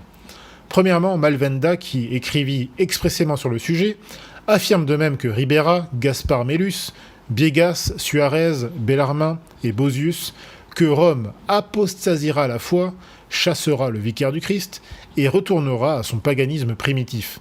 C'est alors que l'Église sera dispersée, exilée dans le monde sauvage, et se trouvera un certain temps comme si elle était à ses débuts, invisible, cachée dans les catacombes, dans les grottes et dans les montagnes, dans les endroits où se cacher. Et pendant un temps, ce sera comme si elle avait été balayée de la surface de la terre, tel est le témoignage unanime des pères de la primitive Église. » Fin de citation. Donc voici quelque chose, voici une analyse, une déclaration du cardinal Manning qui a de quoi surprendre, parce que le cardinal Henry Manning, c'était quelqu'un vraiment de... c'était un radical à souhait, c'est-à-dire c'était vraiment quelqu'un d'extrêmement carré, et donc l'entendre effectivement tenir une telle exégèse, ça force le respect en fait. Il ne faut pas considérer ce qu'il vient de dire là comme étant superflu ou comme étant, si vous voulez, un petit peu farfelu. Non, c'est très très sérieux. Très sérieux. Bon, maintenant, le théologien qui a sans doute produit l'exégèse la plus prophétique et la plus exacte de la situation décrite par les sédévacantistes, c'est sans doute évidemment le révérend père Sylvester Berry, qui a écrit donc ces passages tout à fait stupéfiants dans les années 1920. Écoutez bien ça. Alors, tout d'abord, dans son traité d'apologétique The Church of Christ, voici ce que nous dit le révérend père Berry. Citation. Les prophéties du livre de l'Apocalypse montrent que Satan cherchera à imiter l'Église du Christ afin de tromper l'humanité. Il érigera une église de Satan en opposition à l'Église du Christ. L'Antéchrist s'y présentera dans le rôle du Messie, le faux prophète se présentera sous l'apparence d'un pape, et l'on verra apparaître alors des imitations des sacrements de l'Église. On verra aussi des prodiges trompeurs en imitation des véritables miracles de l'Église. Fin de citation. Alors, cette fois-ci, dans son autre livre, l'Apocalypse de Saint Jean, le révérend père Berry nous enseigne ceci. Donc, il commente le 12e chapitre de l'Apocalypse, et il dit ceci. « L'arianisme fit apostasier beaucoup d'évêques, de prêtres et de peuples. La révolution protestante du XVIe siècle pourrait revendiquer autant d'égarés. Mais tout cela ne pourront pas être comparables en nombre par rapport à ceux qui seront séduits par Satan dans les jours de l'Antéchrist. Durant l'interregnum apparaîtra cet impie, dans sa fureur contre l'Église. Il est un fait historique que les plus désastreuses périodes pour l'Église furent les moments où le siège pontifical fut vacant, ou lorsque des antipapes s'opposaient avec la tête légitime de l'Église. Il en sera de même dans ces terribles jours qui arrivent. L'Église, privée de son pasteur suprême, devra trouver refuge dans la solitude, là où se trouvera le conseil de Dieu lui-même, pendant ces temps difficiles. En ces jours, l'Église trouvera aussi refuge et consolation auprès des âmes fidèles, tout particulièrement dans la réclusion de la vie religieuse. » Fin de citation. Continuons encore de citer le révérend père Berry, cette fois-ci dans son commentaire du 13e chapitre de l'Apocalypse. Je cite. La bête sortant de la terre est un faux prophète, le prophète de l'Antéchrist. Notre divin sauveur possède un représentant sur terre en la personne du pape, à qui ont été confiés les pleins pouvoirs d'enseignement et de gouvernement. De la même façon, l'Antéchrist aura le faux prophète pour représentant, et celui-ci se verra conférer la plénitude des pouvoirs sataniques afin de tromper les nations. Si l'Antéchrist s'avère être d'extraction juive, ainsi qu'il le sera probablement, la mer de laquelle il émerge symbolise le judaïsme. Ainsi, la terre d'où vient la seconde bête est le symbole des nations païennes en révolte contre l'Église. Les deux cornes indiquent une autorité double, spirituelle et temporelle. Comme l'indique sa ressemblance avec l'agneau, le faux prophète s'installera probablement à Rome comme une sorte d'antipape, au cours de la vacance du trône papal mentionné précédemment. Mais les élus ne se laisseront pas tromper. Ils se souviendront des paroles de notre Seigneur. Donc il évoque ici Matthieu 24, 23. Alors, si quelqu'un vous dit « Voici le Christ est ici » ou « Il est là », ne le croyez pas. Fin de citation. Donc vous voyez ici que ce que nous décrit le révérend Père Berry, dont le livre d'ailleurs, je vous le rappelle, a reçu l'imprimatur, etc., etc. Bon, le révérend Père Berry n'était pas n'importe qui. Hein. C'est c'est quelqu'un qui a fait toute sa carrière en tant que professeur de théologie. Bref, et c'est pas le seul évidemment théologien. Je pourrais aussi citer le Père Kramer, je pourrais citer Monseigneur Fulton J. Et tant d'autres exégètes donc, qui ont été cités aussi par le cardinal Manning, donc Malvenda, Bellarmin, Suarez et tout ça. Tous ces grands noms de l'Église ont décrit plus ou moins la même chose que ce que je viens de vous lire.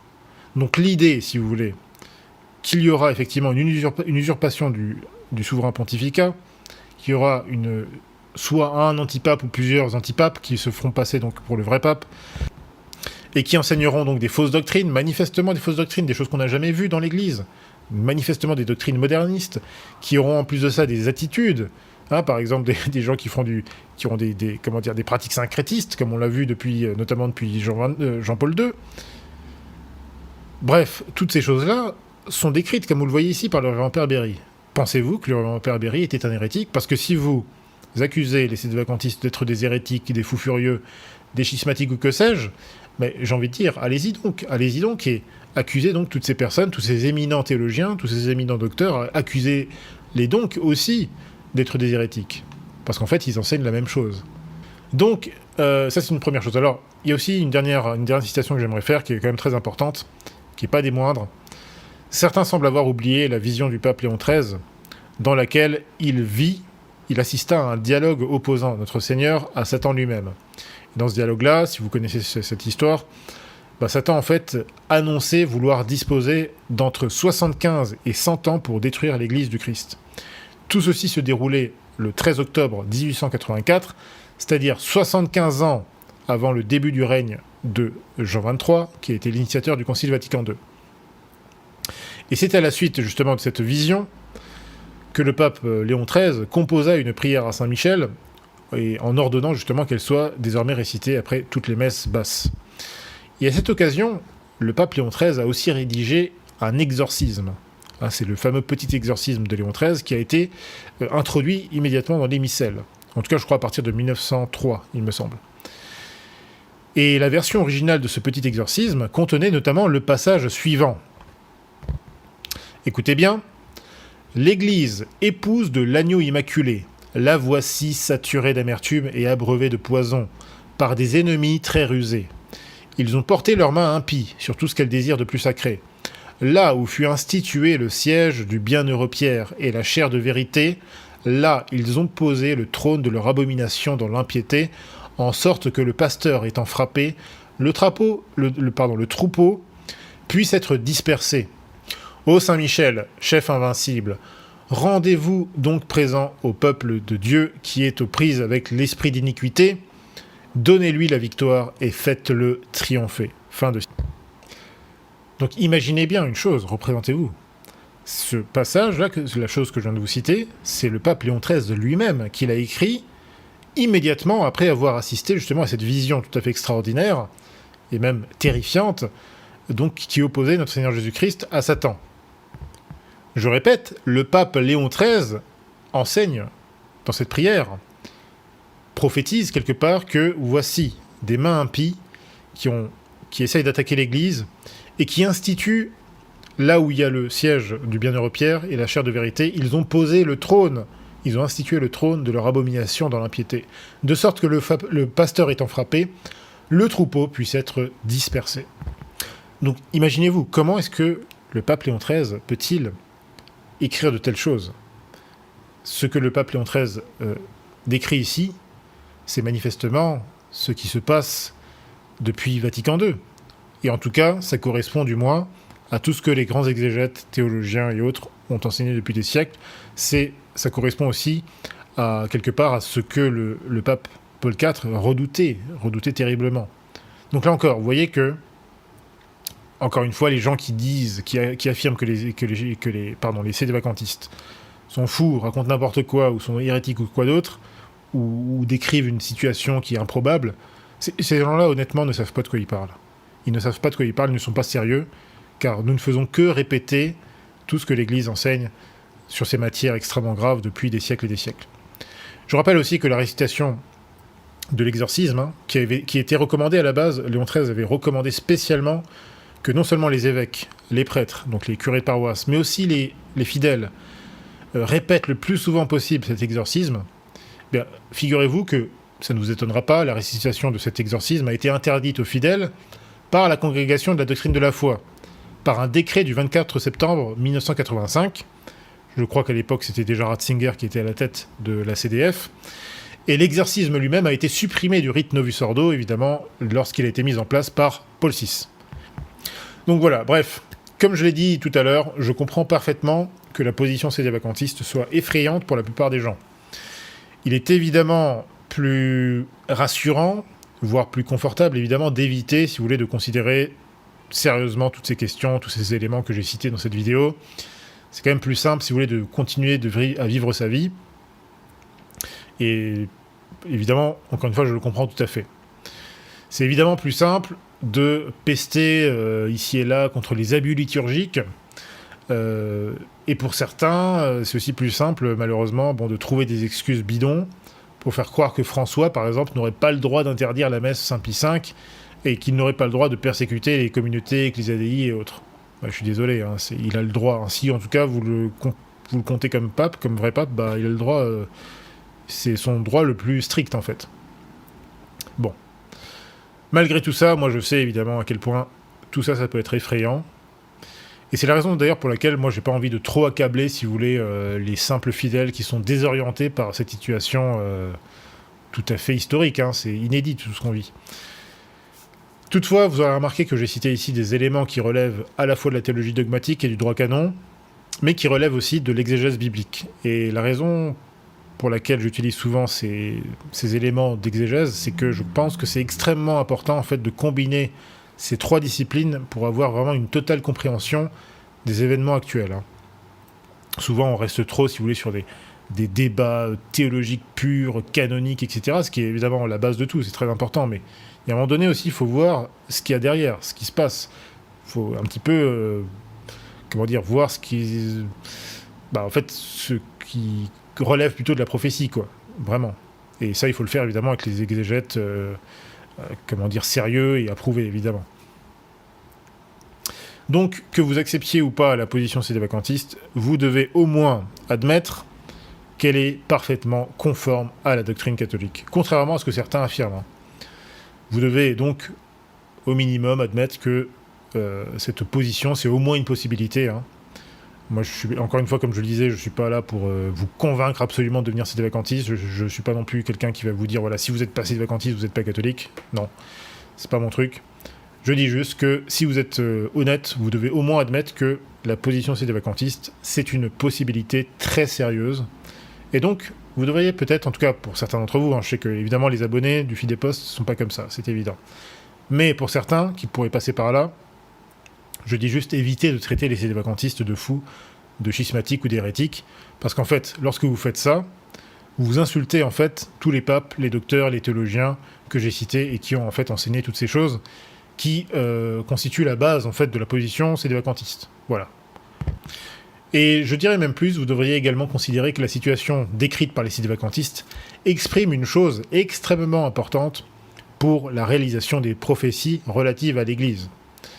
En effet, vous le savez peut-être pas, mais les abonnés le savent sûrement, le magistère enseigne que l'Église, c'est le corps mystique du Christ, parce qu'elle est l'épouse immaculée et l'unique, dont parlent notamment les psaumes et le cantique des cantiques.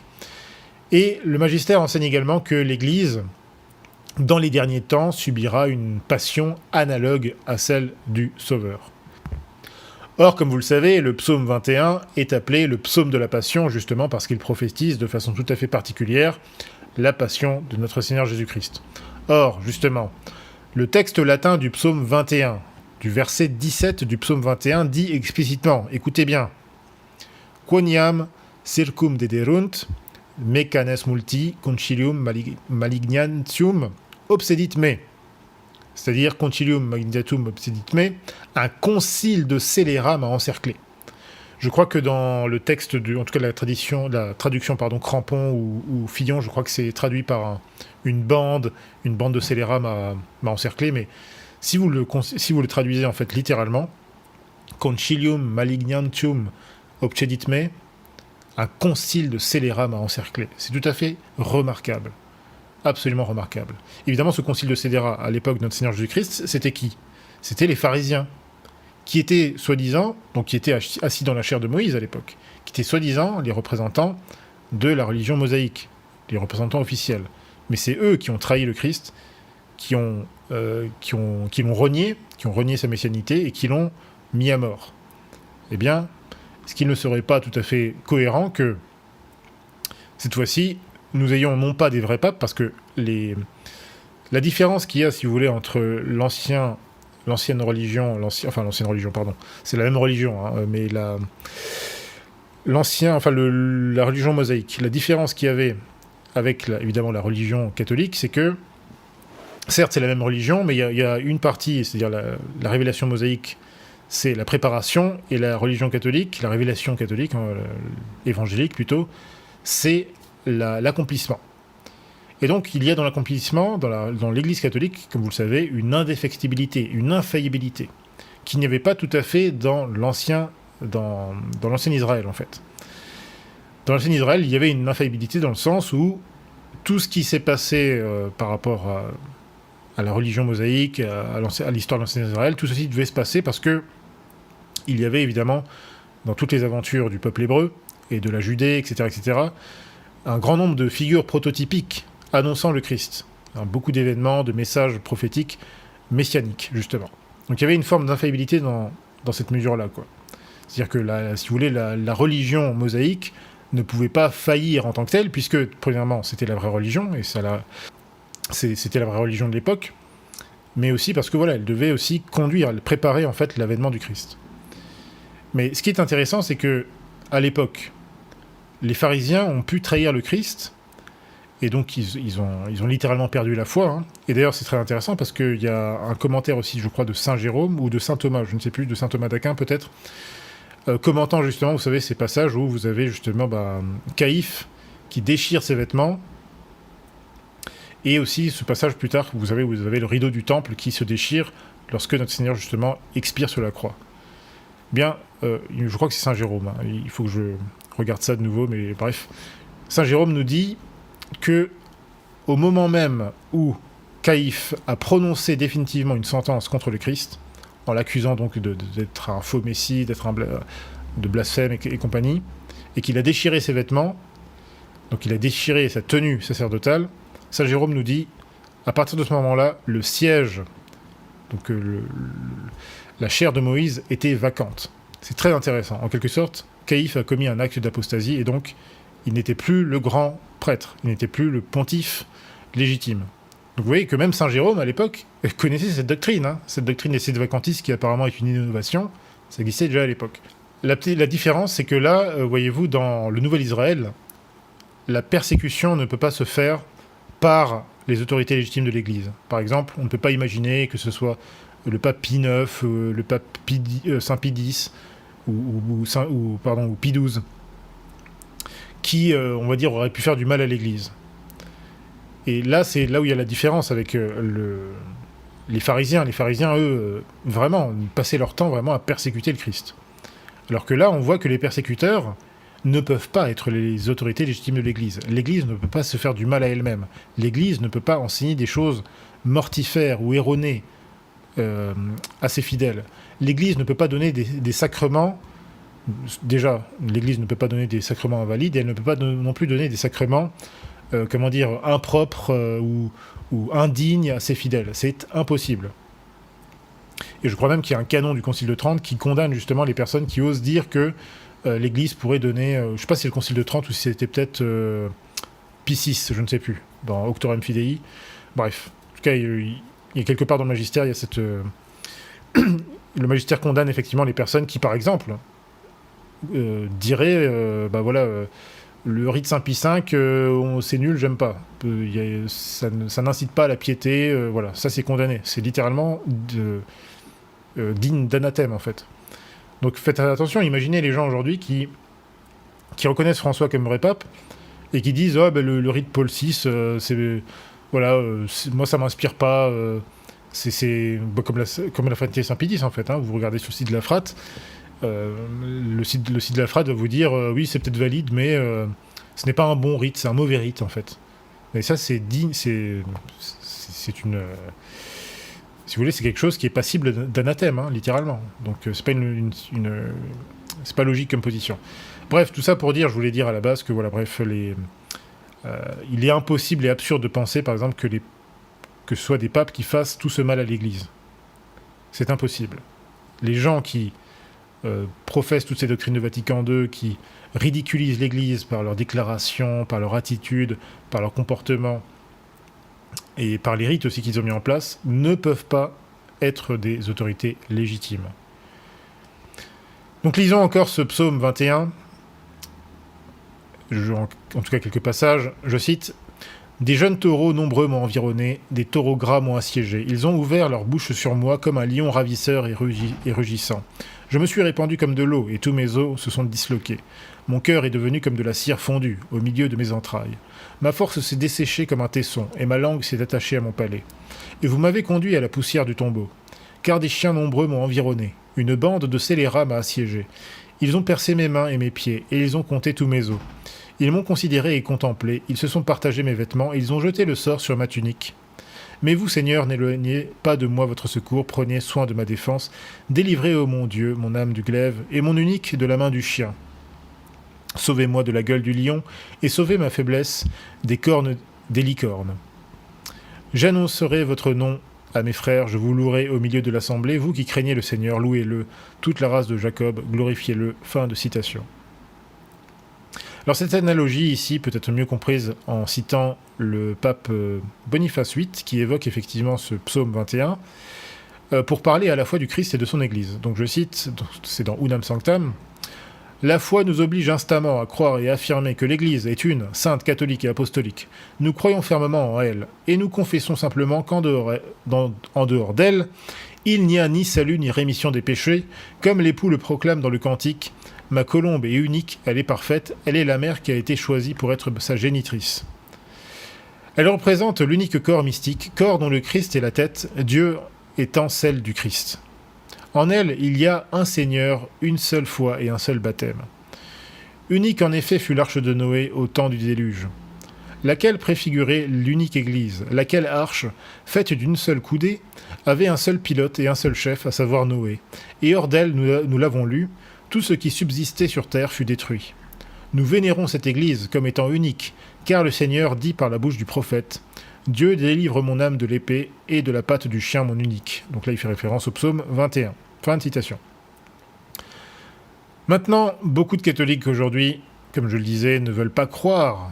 En fait, basiquement, si on réfléchit bien aux raisons du refus des doctrines sédévacantistes. En réalité, la question, c'est que beaucoup de catholiques aujourd'hui ne veulent pas croire en la possibilité d'une passion mystique de l'Église. Mais posez-vous la question.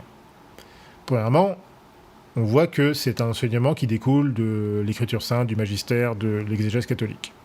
Deuxièmement, autre question, posez-vous la question suivante. Combien de juifs n'arrivaient pas à croire que le Messie puisse subir la crucifixion ? Ça, nous l'avons vu, hein. Combien de juifs, effectivement, n'arrivaient pas à croire à ça ? Mais justement, voici ce que nous enseigne l'apôtre, comme vous le savez, dans 1 Corinthiens 1. « Car la parole de la croix est une folie pour ceux qui périssent, mais pour ceux qui sont sauvés, c'est-à-dire pour nous, elle est la puissance de Dieu. Aussi est-il écrit, je détruirai la sagesse des sages, et je réprouverai la prudence des prudents. Où est le sage, où est le scribe, où est le disputeur de ce siècle ? Dieu n'a-t-il pas frappé de folie la sagesse de ce monde ?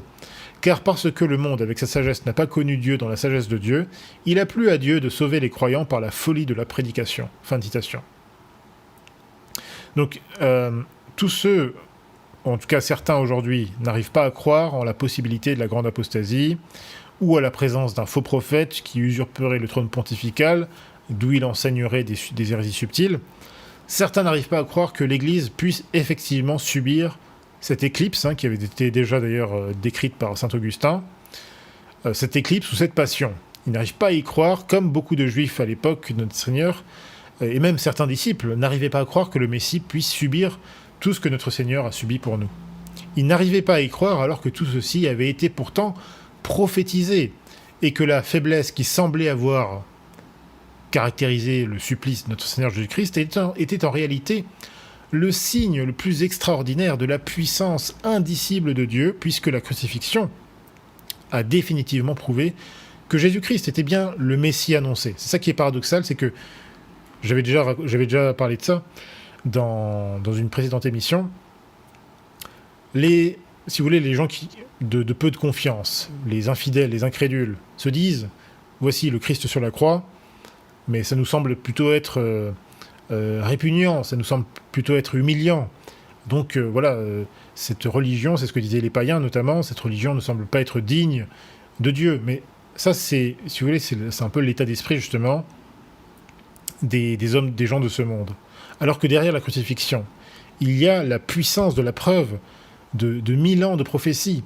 Il y a surtout cette chose absolument magnifique qui est l'essentiel de la crucifixion, c'est-à-dire la rédemption, qui est une expression, la plus belle expression de l'amour de Dieu. Et il y a aussi la résurrection, qui elle aussi tout ceci illustre la puissance de Dieu, et la puissance de son amour pour l'humanité. Tout ça, évidemment, les gens qui ont l'esprit de ce monde ne le voient pas, ne comprennent pas ça. Et je pense qu'il faut justement, pour comprendre peut-être la situation actuelle, nous mettre un peu dans ces dispositions, qui ont permis aux saints apôtres, notamment à l'apôtre Saint Jean, de comprendre tout ça. À l'époque de notre Seigneur Jésus-Christ, peut-être qu'il nous faut aussi cet esprit-là pour bien comprendre ce par quoi passe l'Église. En tout cas, c'est l'une de mes hypothèses. En tout cas, je ne force personne à rien du tout, évidemment. Bref, donc voilà. De la même manière, tout ce qui arrive à l'Église depuis plusieurs décennies, c'est la plus puissante preuve apologétique quelle est l'unique et vraie religion fondée par Dieu. Parce qu'elle semble aujourd'hui l'Église, elle semble percée de toutes parts. Sa réputation est ternie par ses ennemis, ses magnifiques bâtiments sont occupés par des usurpateurs, par des soi-disant prêtres tout à fait indignes. Ses lieux saints sont profanés par des individus qui prétendent justement être ses ministres. Ses trésors sont dilapidés par des dégénérés, par des pédophiles, par des criminels.